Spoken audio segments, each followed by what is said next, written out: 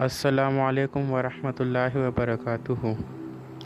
10 आदमियों की एक जमात ने हज़रत अली रज़ा से सवाल किया कि इलम और दौलत दोनों में से किसको बरतरी हासिल है। बराए करम सब अफराद को अलग अलग जवाब अता फरमाया जाए।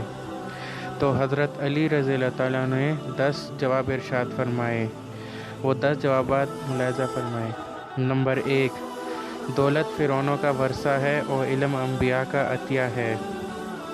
नंबर 2, दौलत की हिफाजत तुम करते हो जबकि इल्म तुम्हारी हिफाजत करता है। नंबर 3, जिसके पास दौलत हो इसके बहुत से दुश्मन होते हैं और जिसके पास इल्म हो इसके बहुत से दोस्त होते हैं। नंबर 4, दौलत बांटी जाए तो कम होती है, इल्म बांटा जाए तो बढ़ता है।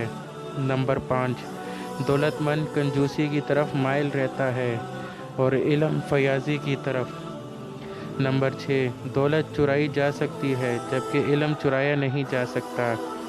नंबर 7, दौलत महदूद है, इसका हिसाब रखा जा सकता है, इल्म लामहदूद है, इसकी कोई इंतहा नहीं।